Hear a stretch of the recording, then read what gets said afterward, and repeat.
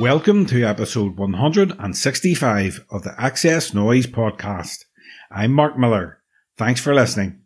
In this episode, I meet John Parr from Cast to talk about their brilliant new album, Love Is The Call. So far this year, I have spoken to Crispian Mills from Kula Shaker, Rick Witter from Shed 7, and James Atkin and Ian Dench from EMF.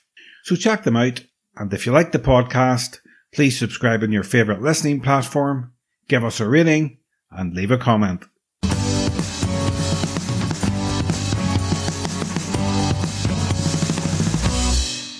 Cast will release their brand new album, Love Is The Call, on February 16th, which John Parr describes as the missing link between his time with the Lads and Cast's first breakthrough with their debut album, All Change. In this interview, John Parr delves deep into the new album. We talk about his Irish roots, Jurgen Klopp leaving Liverpool, and lots more. So sit back, relax, and enjoy the XS Noize Podcast with John Parr from Cast. Hi John, welcome back to the XS Noize Podcast. Hey, hi, how are you doing? Very good. As I said, I've interviewed you many times, so it's always a pleasure to talk to you. I think the last time we talked, it was about 4 years ago, about the 25th anniversary of the classic debut album, All Change. Yeah, great. I mean, well, we've got a new album, haven't we? So, which is yes, we're all excited about. Yes, and so am I. But before we get into that, the brilliant new Cast album, I have to ask you, as a fellow Liverpool supporter, how did you feel when you heard the news last week or a few days ago about Jurgen Klopp leaving? I think with someone like Klopp, it makes sense. He's not someone who kind of, when he says something, you believe what he says. And I think really, I totally understand where he's coming from. He's brought amazing times to Liverpool. He's instilled a brotherhood and a camaraderie on the pitch as players. He's evoked passion and kind of identity again. I totally feel it. I understand. He's just an honest guy, and he's given it everything he's got. And he's got nothing more to give after this season. And that makes sense. I understand that. And I think everyone else does. Am I sad? Of course. All good things come to an end. Was I shocked? I didn't see it coming. But I must say I've made a note of watching him, on the side of the pitch, ranting and you can't. I mean, you just can't keep that up. I can't keep that up. I mean, I've stopped trying to fall out with things. That must, right through his bones, he's feeling that. He must be spent, I mean, I was spent after the season where we went for 4. 22 was it? I mean, I was gone there. I was just, I said to a few pals, I think I'm going to have to hang up my boots, because I can't do it no more. I can't emotionally give that anymore, to the team. And it's like, I'm just somebody who follows them. Never mind actually orchestrates them. I can only wish him well. And I hope, it's strange because nobody expected Liverpool to be where they are at this stage. I don't think it was all work in progress.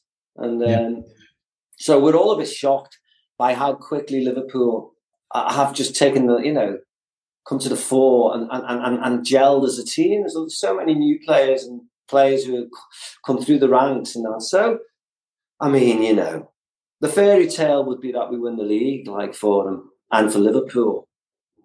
And I'm hoping that we do now.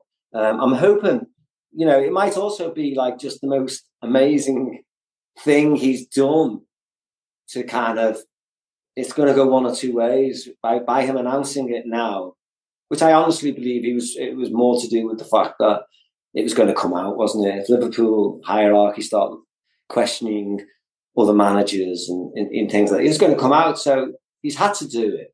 But also, if I was a player, if I went on that pitch, I mean, they give all they've got anyway, but you know what? There's probably a little bit more they can give. And if they do that, by God, and they win that title, what a fucking season that's going to be. I mean, we're in for 4, but It'd be great to just, either way, it's been great, and every Liverpool fan are blessed. We've seen some of the greatest swashbuckling football in red shirts, and I haven't really. I'm only speaking to you about it. I haven't really got involved in. I had a few things on this weekend. A lot of friends. There's been a lot of activity on the phone and the WhatsApp groups and things like that. And I'm aware of everybody's emotions and attachments and comments. I haven't really got involved up until probably talking to yourself now, and that's how I feel. But I can't say I didn't see it coming. I didn't see it coming. But the minute he's announced it, you just got to go, yeah. God, I feel that, man. I feel it. It's okay, yeah. He's such an amazing guy, and he, as I said, it's that's how I feel on it. I don't know. Well, just hopefully we'll be all right next season. Whoever comes in.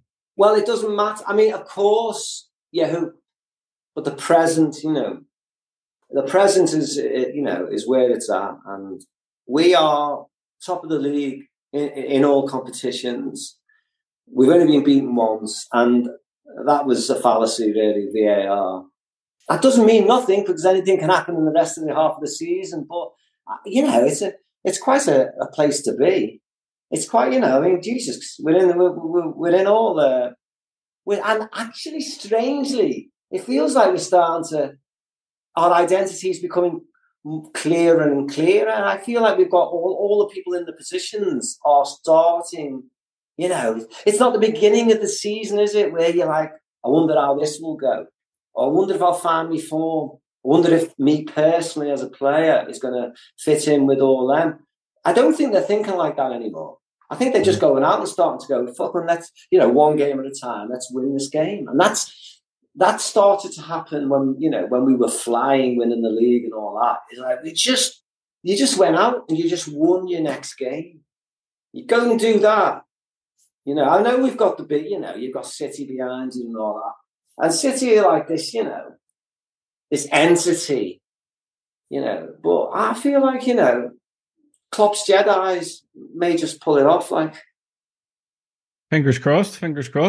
Yeah, I mean, but what more can we do apart from take it for as it is, Mm-hmm. I didn't expect them to be even in this position. I wouldn't have imagined at the beginning of the season that we'd have had a conversation about Liverpool winning the league and Klopp leaving. So Jesus knows what's around the corner. And the other thing, the young kids that's being put on the pitch, and they're proving their worth. No, I mean, I was listening to the game yesterday, and the first two goals were coming from the youngsters. Is it Connor and then Connor Bradley? Yeah, and Northern Irishman played, and was it who's it? Joseph John or Joseph? Who's the other lad who played? Who came? A young lad, anyway. But the thing is, I'm aware, of the kids. They've been coming on the last so many games, and playing great. And kids, if you get that wonderful sweet spot, kids are just like fearless, aren't they?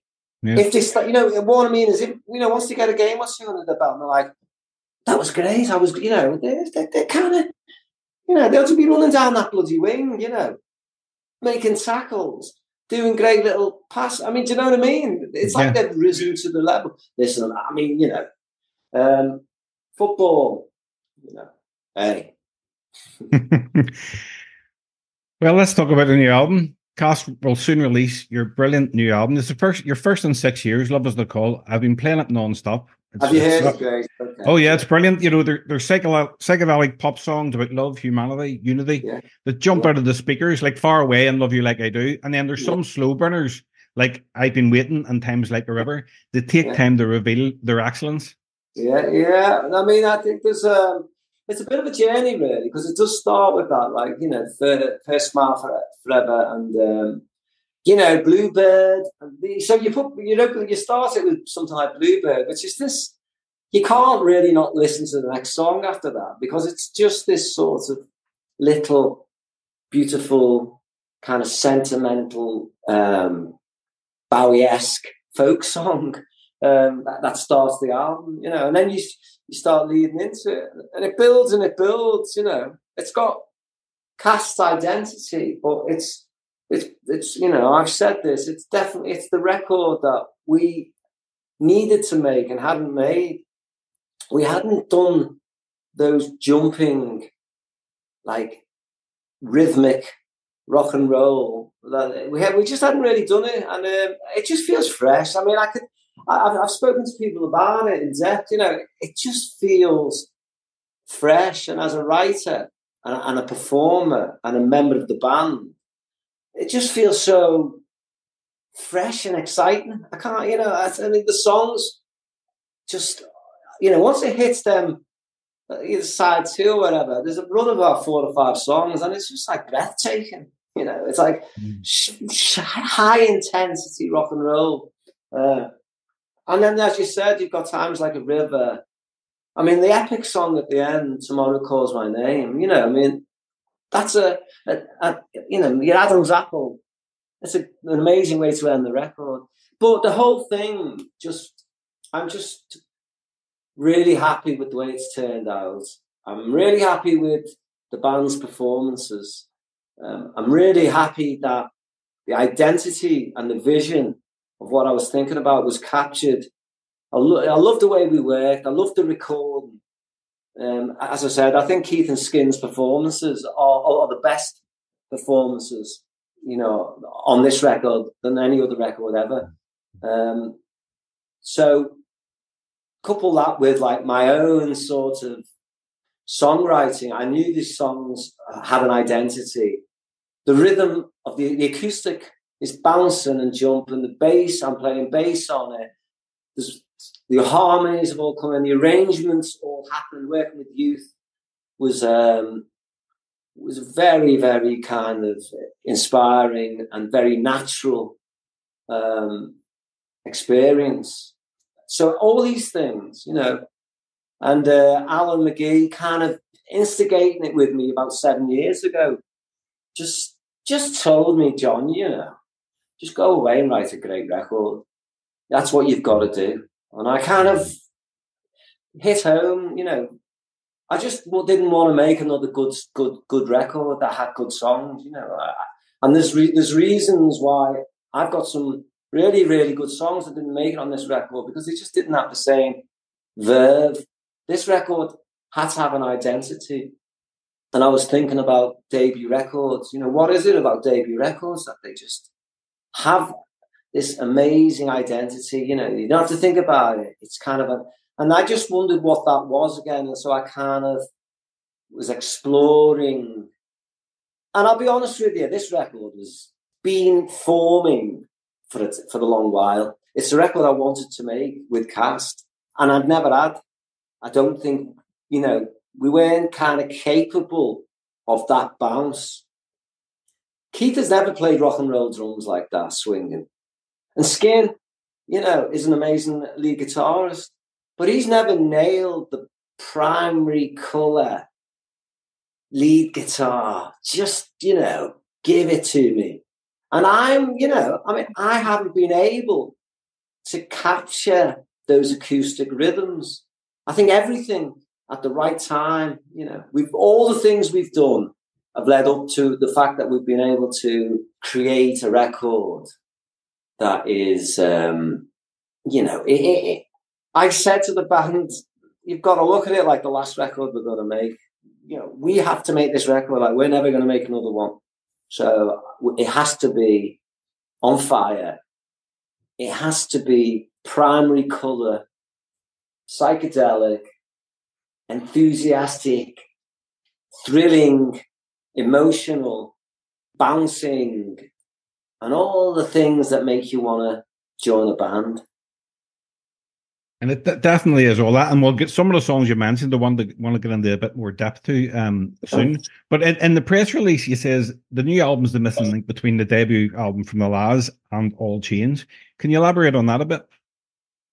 Yeah, I mean, I think once I realised I needed to write a seminal record, you know, I suppose you should always think like that. But I mean, I had to find somewhere that was inspiring. I had to go back to begin. I had to go to a place that was neither the Lars and neither All Change, you know. And I knew there was a place there because I'd never really talked about it before. I'd never really talked to the band about it because when we started with All Change, we were a new entity, a new band. We, you know, didn't want to talk about the Lars when we had All Change to record.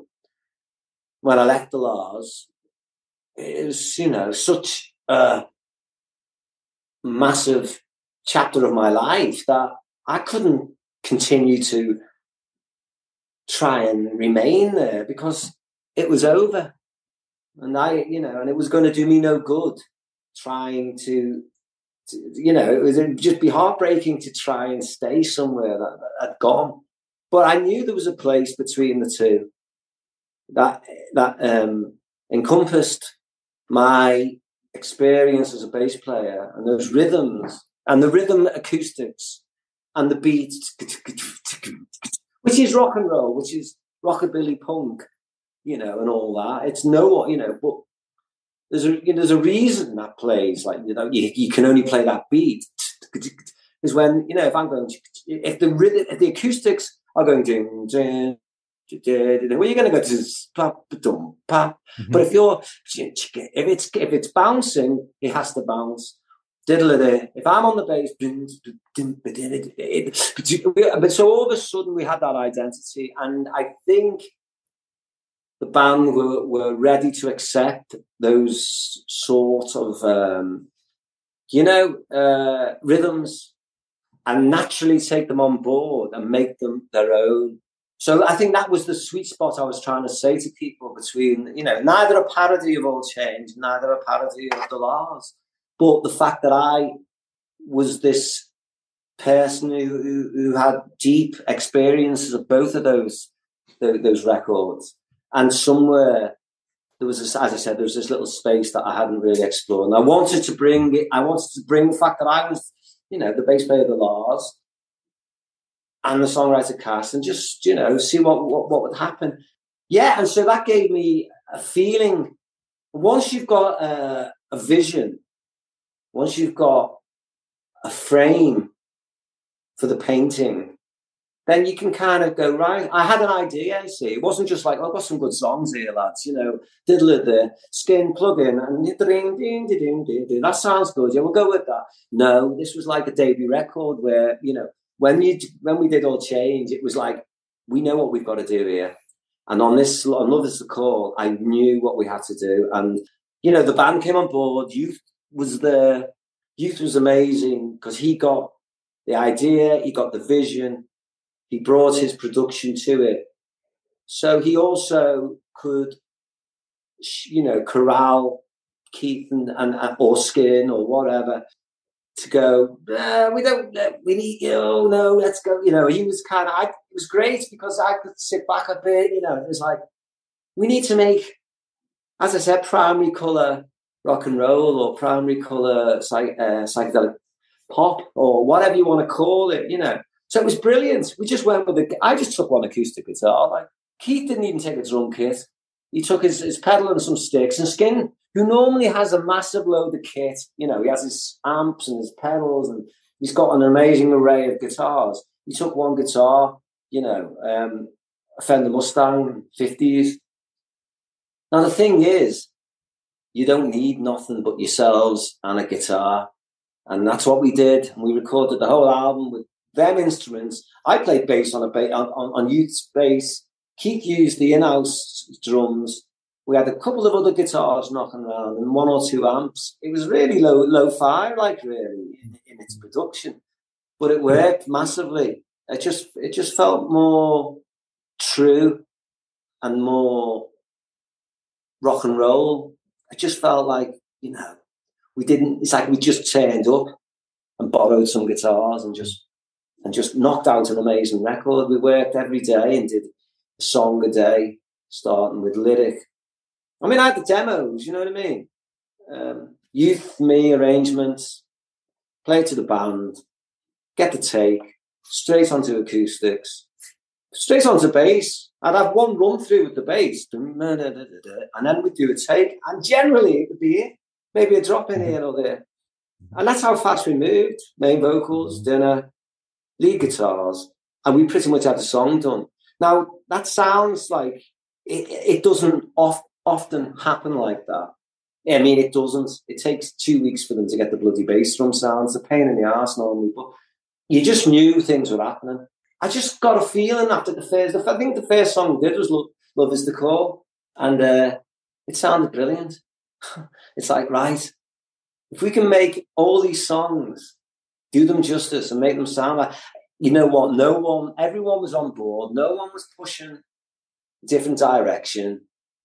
No one was. I think they slowly. I mean, it's difficult for other people to maybe understand the idea initially of the songs, you know, because I've got the vision and I'm talking about it, and some people are like, you know, they don't quite know, or they know because they can get my vibe. But I think slowly the picture starts to make sense to other people, you know, to the rest of the band and that, and then they're all right, they buy into it, they're getting the vibe.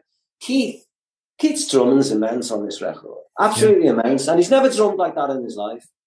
And I'll say the same about Skin. You know, I just think the performances from everyone involved are second to none. They're really exciting. You know, I mean, it's as though we've kind of used all them years of playing to get it right.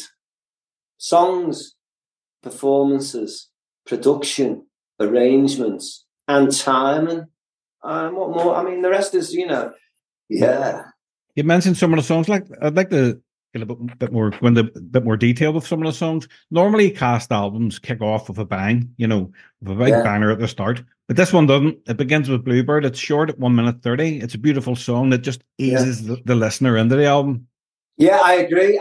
To be honest with you, it's a strange little story because the song was initially going to be a big band song. I had an arrangement and I had big ideas for it. It's amazing chorus, amazing verse, and bridge. I mean, it's a real, you know, what had happened is I think we'd recorded the 10 songs prior. We'd done the album. I remember like Youth turning around when we were listening to some playbacks. I still had some songs to do. And he was like, here's your album. You've got your album, John. And I was like, oh no, hang on, man. I've still had about 4 or 5 songs that were of the same ilk and as good as the songs that are on the album.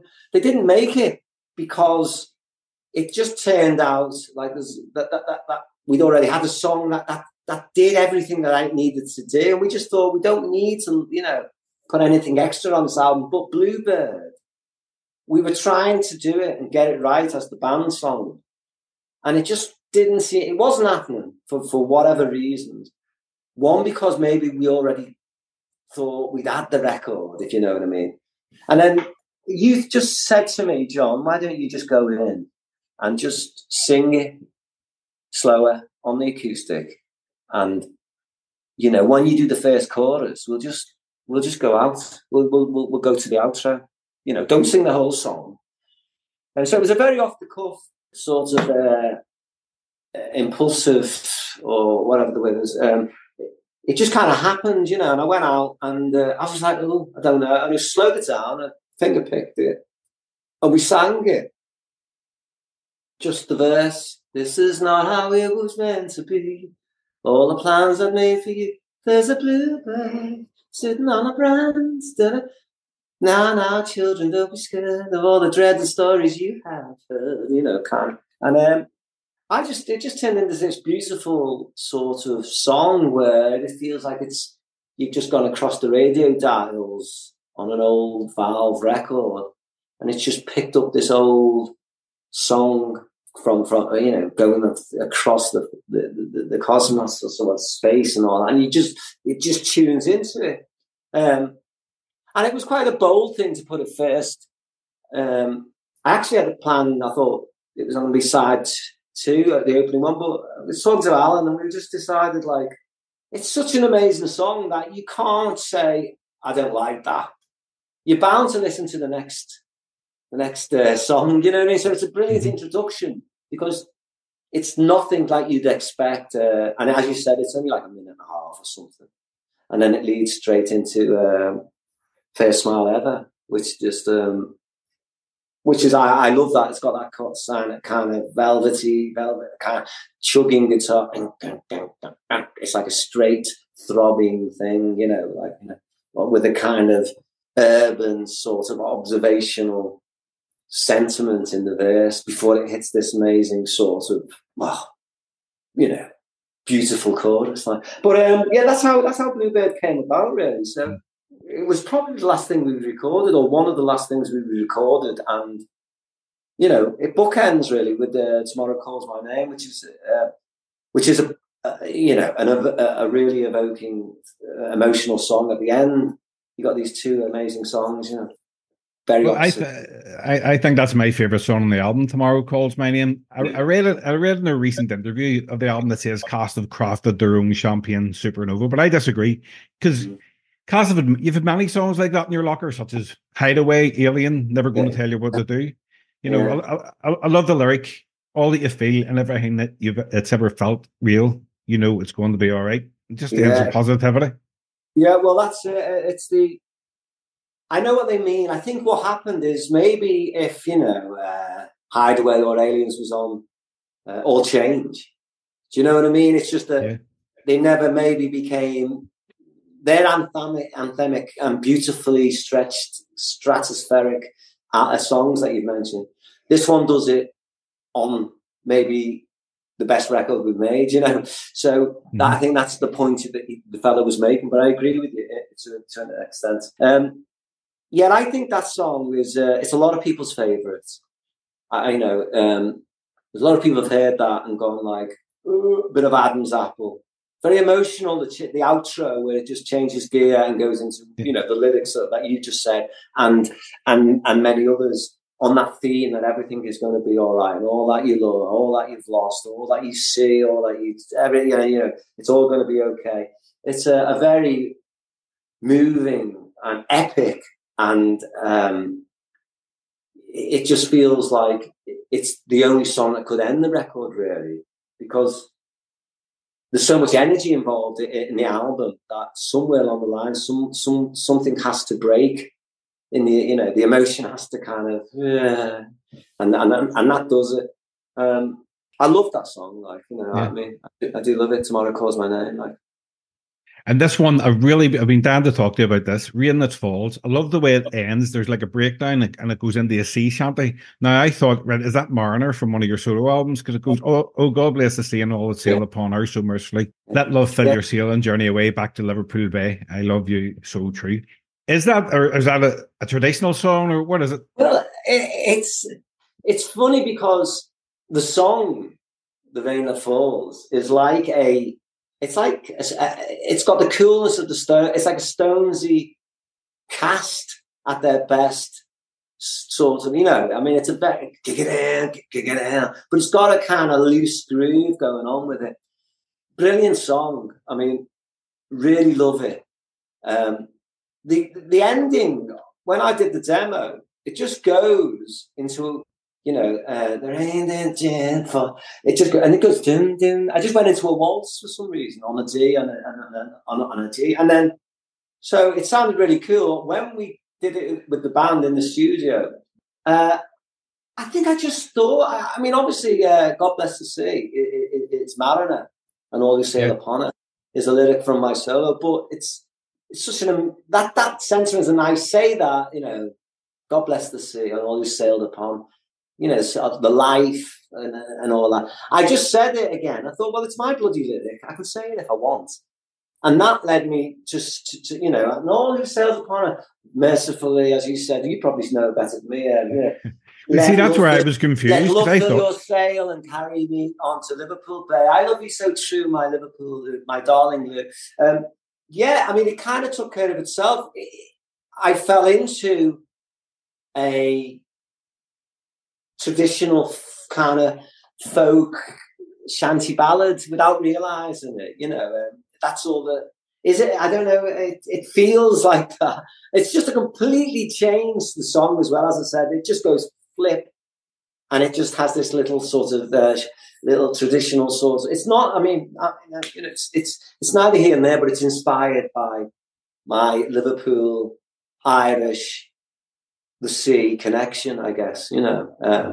Yeah, I Liverpool live my that's to say. I've just kind of stumbled into this sort of ship that's coming, like a Herman Melville novel. I mean, he's coming into the docks of Liverpool, and the music is playing because people are either in those days people were either arriving from 6 months at sea or whatever, or they were leaving. So there was always music and merriment and partying going on in the docks of Liverpool because people were leaving forever or coming back from forever. So it was just all this. Will I ever see you again? So yeah, I love that song. I mean, I'm very fond of this record. Yeah, I mean, it's a great time to be releasing it because bands and artists from your era, such as Shed Seven's just had a #1 album. Liam and John Squire putting music out, and Coster back with a fantastic album. Yeah, I mean, I think you are right that strangely there is a sort of, I mean, I use that word, zeitgeist, but a spirit of the times where it's strange, people start to, you think you're thinking about something and you're the only one, and then you realize that other people are thinking about something. That's that spirit of the times where... Because we're all connected. Yeah, no, totally. And so there is new music, but this is, I think, maybe people are starting to realise. And I think, in this country, we've always been geared up, and, this is no criticism, to the new fad or the new thing. And we've never really been one for really, once something's had its day, it's like, be off with you. We've got the new thing. Whereas like maybe in other places, they're a bit more, they champion a bit more of the kind of, vintage rock and roll heritage, whatever you want to call it. But I think what's happening now is like our generation are growing up. We experienced the 90s and before that, the 90s was like the last bastion of generation, what I think is like from 50s, 60s, 70s, 80s, and the 90s, rock and roll led all the way to that. People bought records, people followed the band. It was different medium, then it just digitally changed. And it's 30 years gone on. And so it's our generation that's kind of reminding people, and there's a younger generation coming in. Everything changed around that time. And I just think people are kind of, it's not even like too much nostalgia. It's very present. And I think there's something going on where some bands of that time are having a resurgence, not just on the sympathy vote, but on the fact that they're genuine musicians who are creative forces, and they never went away, but they're finding their mojo again. And the people who were there first time are remembering that and want to champion it. And the kids who weren't there are looking at it like the way I used to look at the Who or the Clash or something, who were 30 years before me, or whatever. And all of a sudden you get this sort of mixture and energy that is kind of provoking, And so I think you're right about timing. And I think that's why our record is what it is. And I think maybe you're right about other bands, Shed 7 #1. I mean, that means everything to Shed 7. It doesn't mean that we're going to do anything or we're going to do that. All I'm happy about is that we've got a record that I can genuinely kind of talk to you about with enthusiasm. I don't really feel like I've got to. Interviews I talk. you start me talking, and you pull the string, and I'll go like. But I am liberated because I do know this is a good record, and that freedom, that detachment it gives you confidence. I don't. I've got nothing to prove. We've made a really good record, and so I'm excited about people hearing it, and I'm excited about where it's going. We've got big tours ahead of us. We've got, we're opening for Liam. So there's a lot going on this year, yeah? More than I couldn't have asked for a bigger year, I don't think. Well, also, I would like to say congratulations on receiving your Irish passport. Your father was born in Waterford. So how much does it mean to you to get it? Yeah, I was made up. Look, I was made up. I should have done it a long, long time ago. My father got his. He was born in Waterford.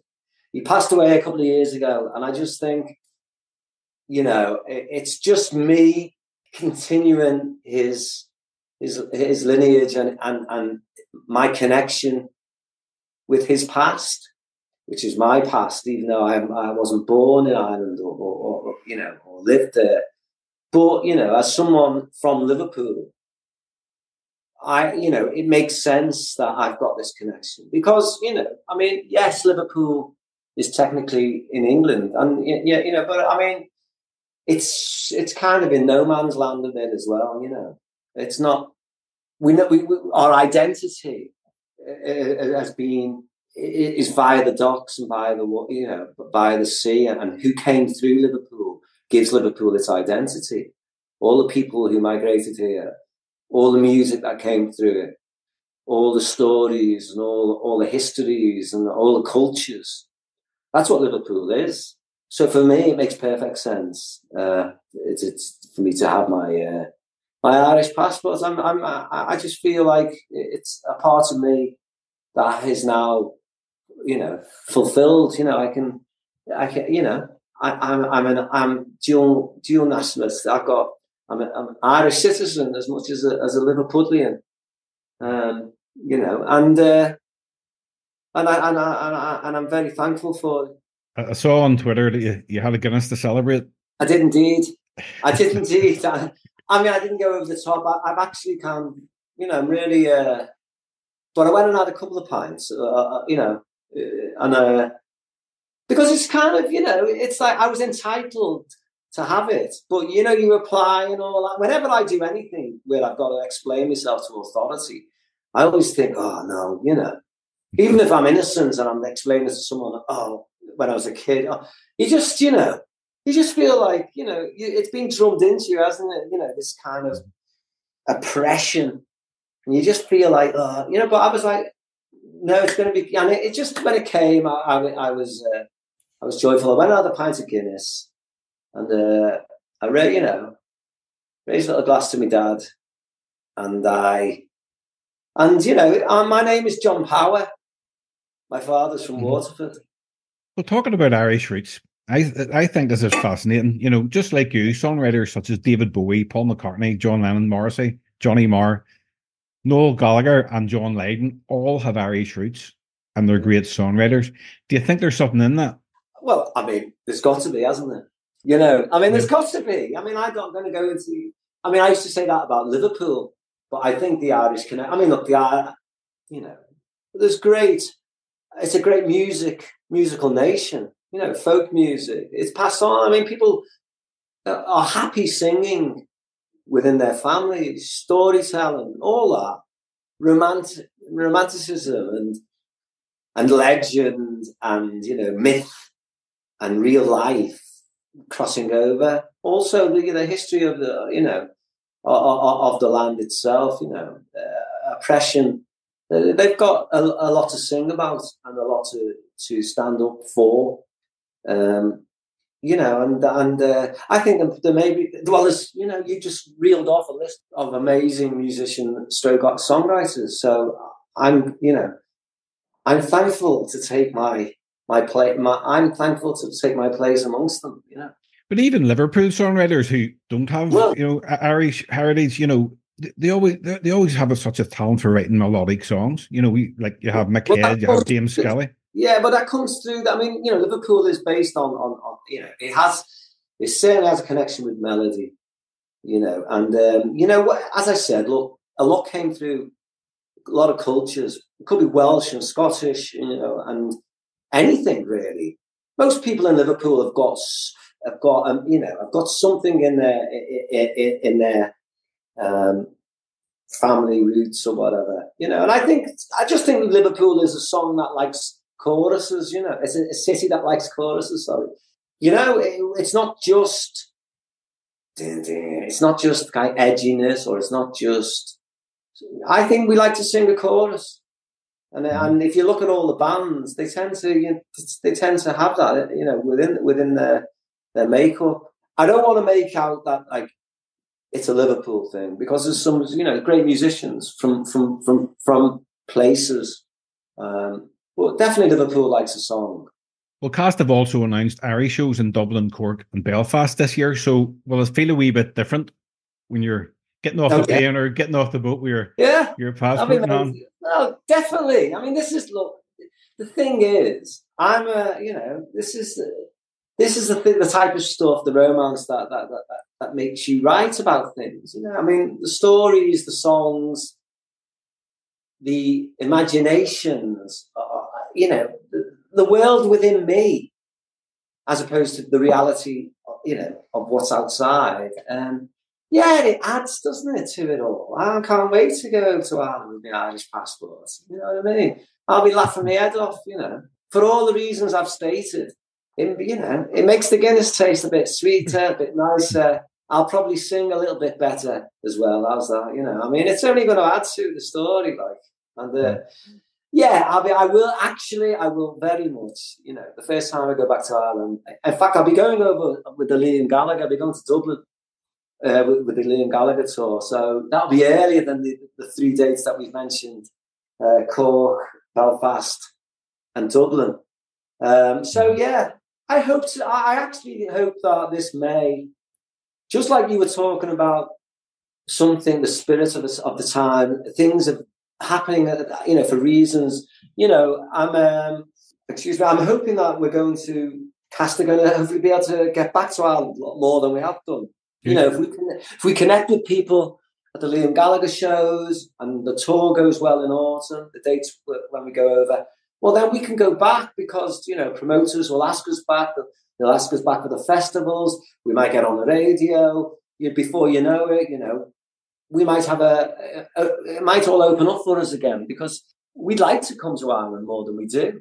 Well, you seem to, every album, you come here quite a lot, especially. Yeah, we've always popped over. Yeah, we have always been. Well, I'm just saying, it would be nice to kind of, you know what I mean? It'd be nice to get it, I think, to just push it along a bit more. And, there's a lot of people in Ireland who don't know the band, or have forgotten they know the band. And so this is why I'm thinking, this record feels like that if people hear it, they may, they're going to find it interesting, and they may want to come and see. You know what I mean? I feel we're going to reconnect again with people, and I think this is what the record's all about.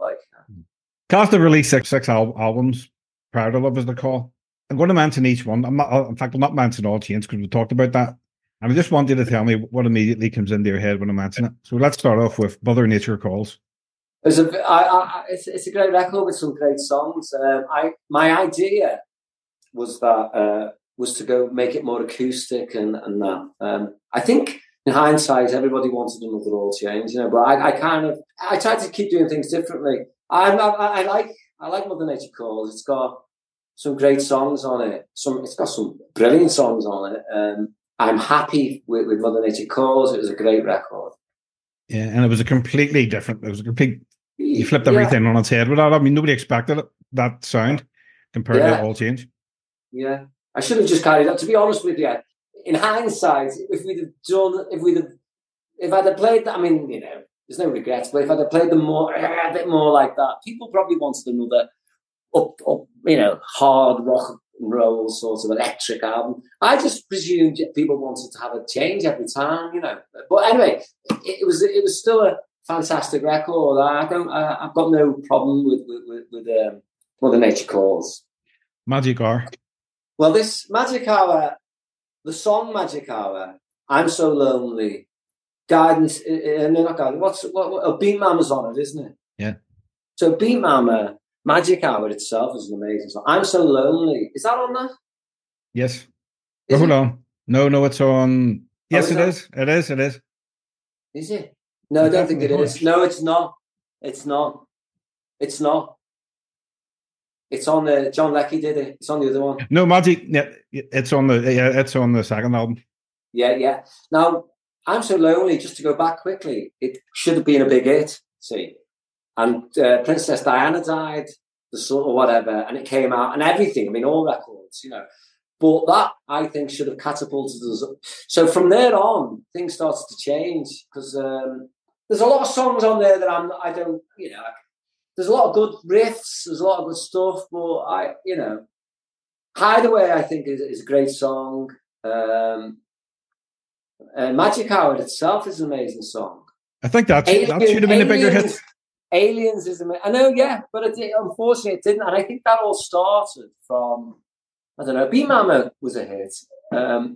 Magic Hour, it wasn't, and it only went in about, I think, 30-something, and it was like kind of like, because that was the Burt Bacharach tune that we thought would cut across, you know. And it was a great song, but there is some really good songs on there. The best of that album is really good, but there's some songs that I have got real no affection for anymore. It's not because they're just, I don't know. I think this is where it started to get a bit, I think this is where I probably needed to pull back and reassess. You know, it kind of just was, I intended to do something really great with it all. We made some good songs on it. I can't do the whole track listing off the top of my head. But, I mean, it's probably, maybe it's just, I think what happened is I personally started to fall out of love with what we were, who I was myself. And it became difficult a bit more. And, you know, so I don't look back on it as fondly as I do with All Change and Mother Nature Calls, even though there are some good songs on it, you know. But to me, that's the one where there's a few songs on it I just can't be asked playing. Here's another controversial one, Beetroot. Well, I think Beetroot is ahead of its time. I think Beetroot should have been, I mean, I'm looking back with hindsight, 2020 vision. I reckon maybe it should have been a solo record, who knows. I just wanted to do something experimental. And I think I've always done that, really, from Beetroot. And even, I'm not going to quickly jump to like Stormbreaker and things like that. It's not like I haven't took any chances. I'd never played it safe. We didn't just regurgitate the same formula, big guitars, and great song. I mean, there's enough good songs on all the albums. You know, if we'd have kept to a set formula, maybe, that could have carried us through everything. Beetroot, was the end of the band. So it's difficult. The band didn't like the guy we were recording with. I had a relationship. I was working with him. I wanted to use loads of other things. I wanted to do this, that, and the other. As you can tell and you can hear it. There are some, if I remember rightly, there's some cracking songs on that album. Jetstream, is it? U-Turn. And there's loads of good songs on it. What's that one? One day, giving it all away. There's loads of great songs on it. Got panned massively, and but even what I'm saying is that's when we really. I mean, after Magic Hour, really, I'd had enough of it. I think so. That should have been a solo project, and maybe then I could come back with some songs like for the band. But it didn't really happen. The dynamics within the band, and we split up not long after that, really, or I left the band or split the band. I'd had enough, really. I was a bit like I was worn out. I remember you telling me before that you might go back and revisit the album. Well, maybe I will. Do you mean and do it like what, acoustically or? Yeah. There's some great songs on there. I don't tend to put. I have listened to Love Is the Call loads because I've been working on it and getting the mixes and I've been in the arrangements and I'm excited by it. I haven't listened to Beetroot for ages, but I do remember, because it's got a lot of loops and a lot of electronic stuff going on and sub bass and stuff like that. But there are some really good songs on there, I think. If I break it down, you never know. One day someone might discover it and it might become the biggest thing we've ever done. The Honeymoon was over there, the band. I don't know. Yeah, that's where we split up after that, didn't we? So It's just kind of, it's hard to get enthusiastic about something when I'm not sure if the rest of the band hate it. I don't hate it at all. And I mean, what you give is what you get with the flutes, all that was, I mean, they're all really great. They sound great, really. But then, so it doesn't really, maybe I will visit it one day. Maybe there's a lot of good songs. I'd like to, maybe I'd have a look at them and just do, strip them down. Who knows? I mean, I've got enough material that I'm writing for a new solo project, and maybe Cast, I'm not looking any further than this record. I said when we recorded it, you've got to look at it like it's the last album we're going to make. I'm not saying it is, but we had to have that outlook so that we would come up with something that was better than what we've done before, or as good as our best. So that's Beirut, and go on, keep going. Troubled Times. Troubled Times. You know what? I think Troubled Times is a good record. I just wish that I'd had the understanding of what I was doing today with Troubled Times, because I think actually there's probably a lot of songs on there that could have bounced, if you know what I mean. Like if the acoustic rhythm was a bit more bouncy on some of them, and the beat would have been a bit more like that. If I remember right, I've got a feeling probably Troubled Times was the beginning of me thinking about Love Is the Call, really, I guess. It was quite acoustic-y. I was trying to, but we got the band back together. There was a lot of dynamics that we had to work out. We hadn't seen each other for ages. Peter was still in the band then, but Peter rejoined. It was Skin and Keith. John Leckie came back on board. I can't really remember the mixes and that. We got back together. We did a big tour. I did something where I played the whole album at the gigs instead of, and I wouldn't do that again because people do want to hear a bit of this and a bit of that. I'd mix it up a bit, which is what we'll be doing on the tour that's coming. Troubled Times, there's some great, I can't really reel them off, but I know Bad Waters and Brother versus Brother was it, and there's a load of good songs on it actually. Yeah, it's a great album. Kicking up the dust. Your first one with Youth. No, it wasn't actually. Oh no, it wasn't. You're right. Yeah. It was that young guy. I remember. Yeah. Yeah. His name was Al Groves. Yes. But that was. Jay was on board then. Jay was playing bass. Peter had left. Sorry, why is Jay not in the new album? By the way, he's not on the album. It just happened because as I was playing and putting the bass lines down, I just knew they were going to happen. And then if I do a take, which is how it happened, it was like, just do the bass, John. So we just done the track and I just threw it down. And then what am I meant to say to someone?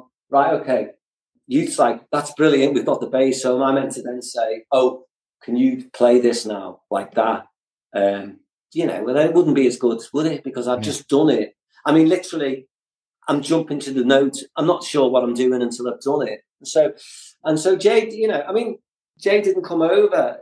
It's the idea he was maybe going to come over and we were going to do some overdubs of shakers and vocals, get him involved and all that. We finished touring, and it was 9 days later. We flew out on January to Spain, and it was just like I was so involved in getting the record right. I was more worried than concerned. Well, not worried, sorry. But my thing was to make sure that Keith and Skin bought into the fact that we were doing a new record. But they hadn't played the songs. They'd heard some of the demos. Do you know what I mean? The most important thing was that I got Skin and Keith on board, and I know great ideas and all that goes to waste and all this, and we were just starting the thing moving. And I mentioned to Youth, and he just said, we can't break this dynamic up now. This dynamic is working. And so Jay Jay is, he's a beautiful guy. I've known him for a long time as a musician in the Lars, as a musician on my solo stuff, as a musician for Cast. But the band is technically a three-piece. In all the kind of contractual band stuff. We always have been. and Jay's playing with the Zootons now, you know what I mean? And he was we were thinking he was going to be on tour with us, but he won't be on tour with us because he's got prior commitments. So Martin Campbell is playing bass with us now. Martin is another dear friend. Jay's a dear friend. Martin's a dear friend. Martin plays with Lightning Seeds. He played with Richard Ashcroft. He's played with Cast in the past, and it rhymes, when Jay couldn't make it. Do you know what I mean? So, to be honest with you, they've been covering each other. I mean, Jay was our go-to bass player, and he would have still been our go-to. But by the time we got to him, he'd already gone to and he'd committed to long-term work. And as a I guess as a session musician, he was more. Jay was always more than a session musician, and he always will be more of a session musician to the band. But at the end of the day, he's playing with the Zootons because they've got he's worked on their album. He's touring with them, and he may well step across, but he hasn't got. He can't commit, and so the wheels. The wheels in motion. The wheels still in spin. We've got a big year ahead of us. So Jay's doesn't seem to be part of it at this moment. That doesn't mean he won't jump up on stage with us again. I mean, I'd love him to, and I'm sure he will. It's fact because there's quite a few people who keep asking. I mean, I've explained it online to people, on the odd occasion, because I'm not going on about it because I'm going on about the album. I've seen it in some of the message boards. I've just seen people asking. That's it. The thing is, Jay's kind of doing his thing with the Zootons at the moment, and but it's all cool because he's a floating member. But yeah, just briefly, Kicking Up the Dust. Kicking Up the Dust was the album that we made. I didn't go in to record the album. I went in to record. I had some demos, old demos I found, 3 songs, and we went to do them. And then when we did them, I thought, well, maybe we should do an EP. And then basically what it was is I just thought, fucking hell, we're barely a band. If I can make an album, if I can get the band who are all over the show, we're all stretched here and there. We can hardly get in a bloody room together because people have got other commitments and pride commitments. If I can get them into the room, if I can get an album done, then that unifies us. We're a band because only bands make records, make an album. And that's what that was. And so the idea formed quickly. And I was writing in the studio, I had some ideas and I worked with them. It's got a lot of good songs. I mean, How Can We Lose and Further Down the Road or whatever are similar maybe to songs of what maybe could have moved further into what we've been doing recently. But also, it had like a Floydy track, it had a country side, it had a pop song, a lot of good songs, but I don't think I don't know. Someone said it was their favourite album recently, but for me, it hasn't got the identity that Love Is the Call has got. I'll give it another listen because, Do That is an amazing pop song. It's got, Paper Chains. Paper Chains is a downright country song. I mean, it's an amazing song, actually. So I'm not going to be heavy on Kicking Up the Dust because I think it's got some really, really special moments. But it was from Kicking Up the Dust that I knew I was never going to go and just make another record like that where I just was kind of writing and it was a good record and it had some good songs. I didn't, and that was where Alan and me had a conversation about Kicking Up the Dust, and he just, he told me straight away what I needed to do, and I needed to hear that, just go away and write a fucking great record because you can do it. You've done it. And if you do that, John, we don't need to ask for favours off anyone. We don't need a lucky break. We just go, fuck you. This is a fucking great record. And that was the seed I needed. The seed was already lying dormant. I just needed someone to encourage me. And to be honest with you, Alan did that all through the years preceding the Love Is the Call. To be honest with you, when it comes to that, I would play my demo and my idea to Alan because Alan's a rock and roller and he's a punk. Alan's a rock and roller and he's a punk. And so he was getting the idea and he was getting the talk of what I was saying. So actually, even pre the band getting on it, I was talking to Alan about the album I wanted to make, about that sweet spot between All Change and the Lars, because he got that idea straight away. And I needed that.